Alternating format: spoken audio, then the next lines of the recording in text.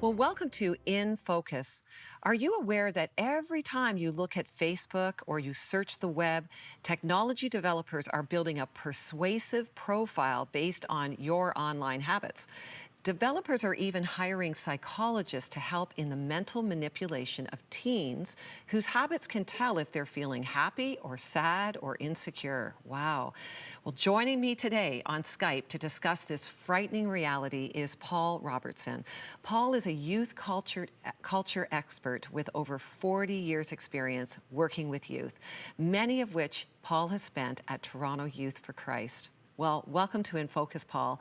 We're so glad that you're here today. I have personally benefited from your experience. So I want you to answer this question, Paul, like to define for us, what is persuasive technology? What does that mean?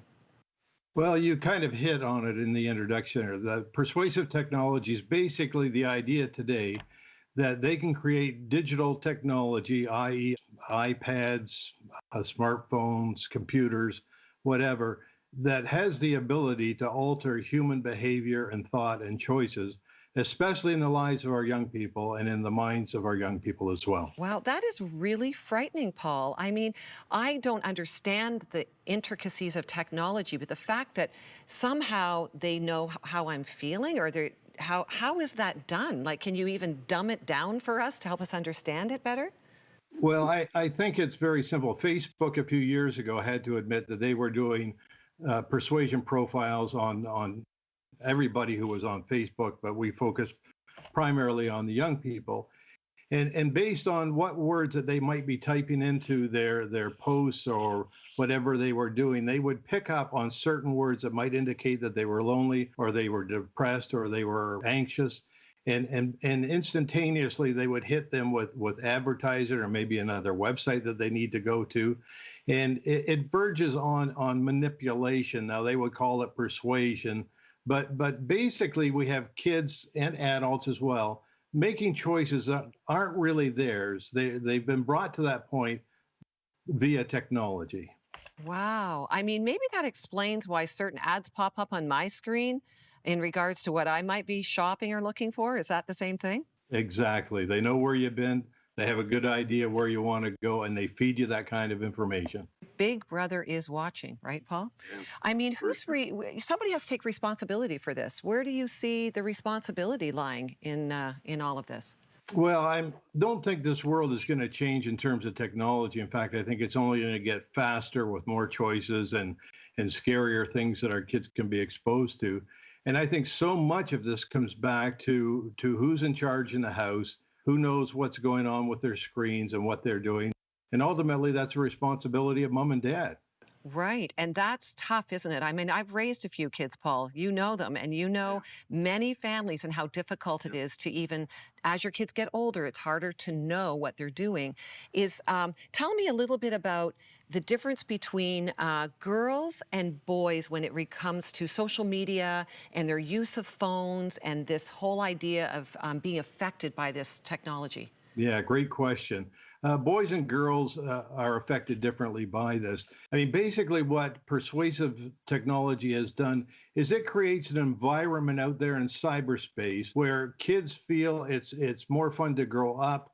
They feel that their basic needs of life can be met out in cyberspace more so than here in reality. For girls, it's all about social media. So technology goes to psychology and says, how can we hook young girls and keep them on screens as long as possible?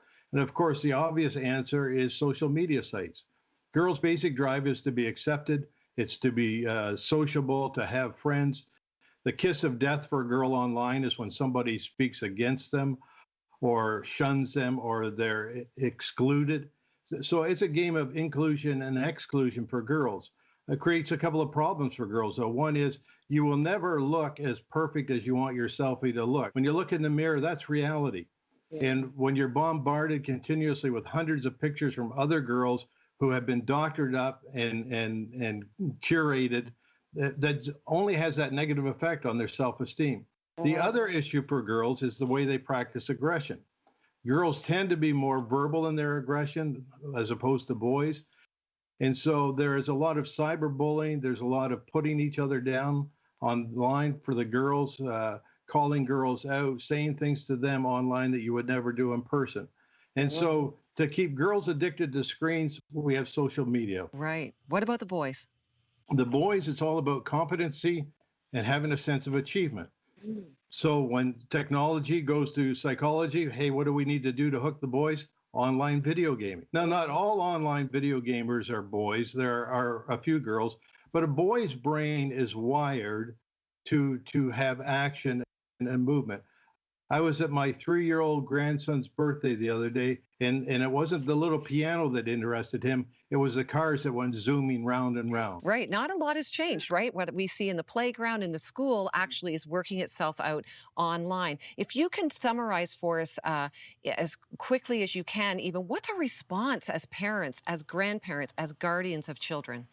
Well, I think number one, parents need to be praying. Pray that God will protect their hearts and minds and watch over them. Pornography is rampant. We have younger and younger kids being exposed to it. So we need to be praying for our kids. Secondly, we need to model for our kids the kind of screen life that we want them to have. Too many parents are texting and driving, texting, watching their screens at the dinner table. You have to be the example of what you want your kids to grow up to be.